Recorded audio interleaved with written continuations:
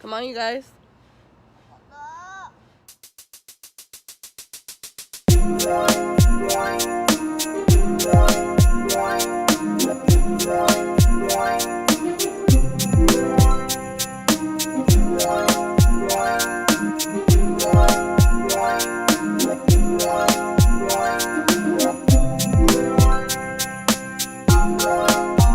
Hey you guys, welcome back to our channel. It's Vlogmas Day 12 and Vlogmas 11 and 12 are put together because I really didn't vlog yesterday, just a little bit, but I just wanted to put them together or it would have been like a very short pointless vlog, so thank me now. Also, I want to thank everybody who has shared and who has watched and subscribed and commented and hit that bell notification and all that good stuff. I'm so appreciative. It's really hard to vlog every day and it's really hard to edit and upload videos. So thank you guys for watching, because it means that what I'm doing, people are actually watching, and that is the point of YouTube, you know what I mean? And thank you for everybody who has supported me. It's like, keep going, just keep doing it. And I'm like, no, I don't want to do it anymore. And I'm like, yeah, I do want to do it, but it's just time consuming and all that good stuff. But I want to thank you guys all because you guys are the best. Now, we are at the gas station because we had no gas, but we're about to head to school because that's what we do every day. But it has been a very good morning and I feel so blessed to have woken up this morning and all that good stuff. So I'm going to go ahead and take this gas pump out of my car because it's probably just going and going, and I'll see you guys in just a second. Did you have a good day at school? No, we walk. Yeah, walk. Got your lunchbox and your hat. Hat. Whoa. Come on, Chase. You ready to go get cash?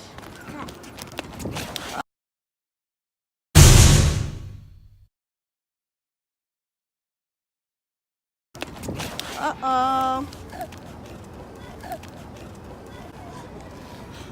Come on. Chase, you're such a big boy now.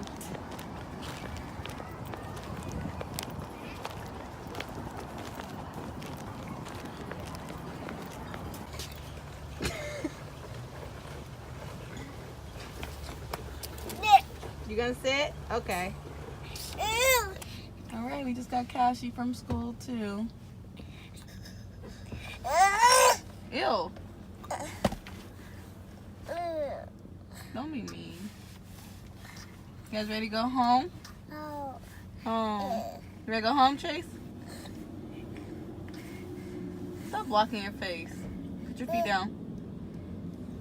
Put your feet down. No.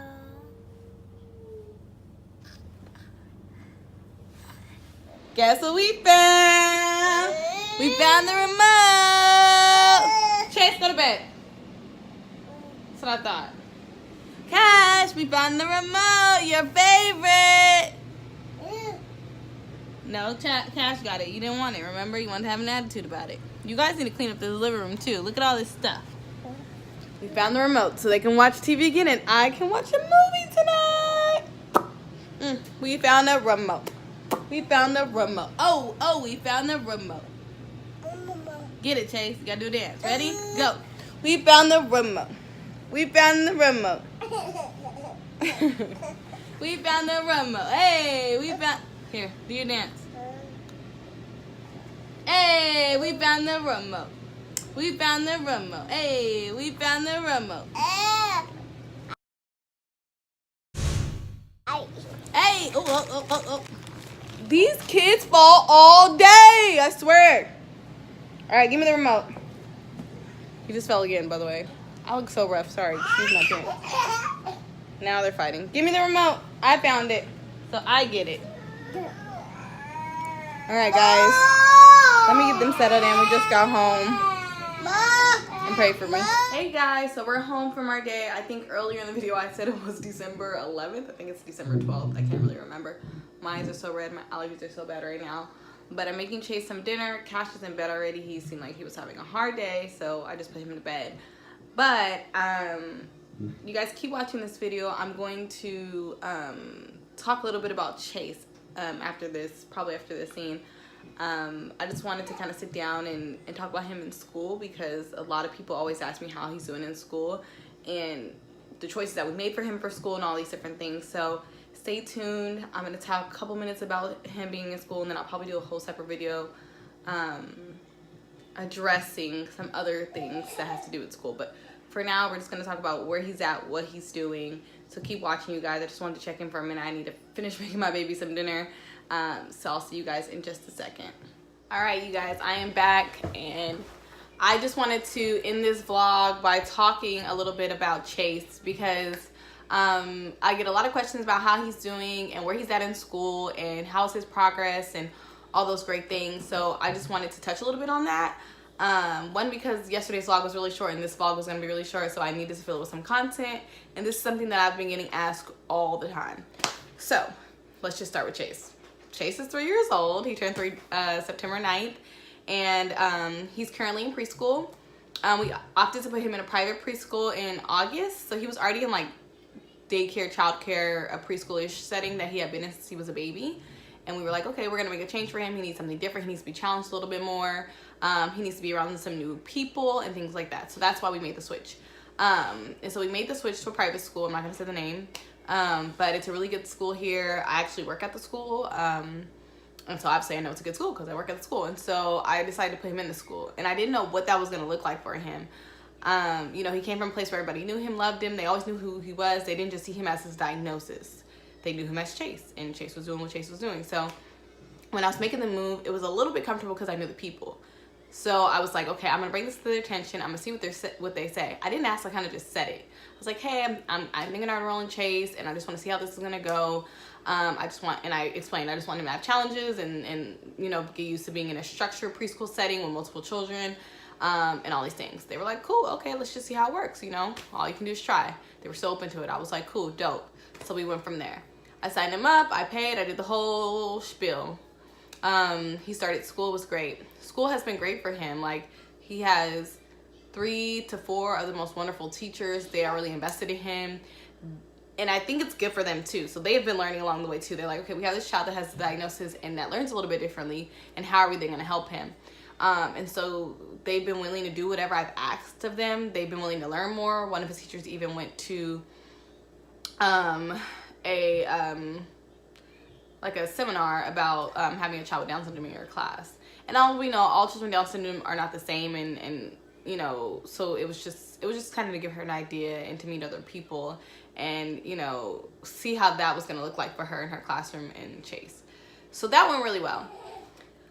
I mean, we've had challenges. I feel like when I thought challenges, they don't. They're like, no, it's fine. Like, it's normal, or it's this. So for me, I just see challenges like potty training has been a challenge. And although he's mostly potty trained, and some days he has no accidents, some days he might have one, you know, he's still making progress, and they're still okay with it. And I always gotta remember, like, he's only 3. Like, we have all these high expectations for our children, and he's only 3 years old. Like, 3 years old is still a baby. And I have to remind myself that because I work with children, and so you know the capability of a child.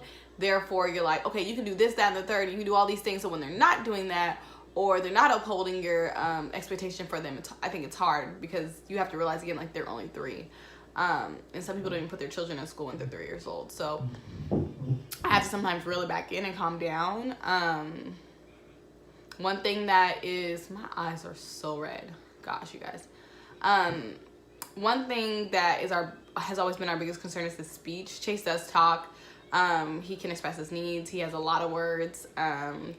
He sometimes just says 1 word, and sometimes he says 1 to 2 words, and then he says 3 word sentences. So it's kind of like all over the place in a sense. Some words are super clear, and some words are still kind of like, what'd you just say? You know?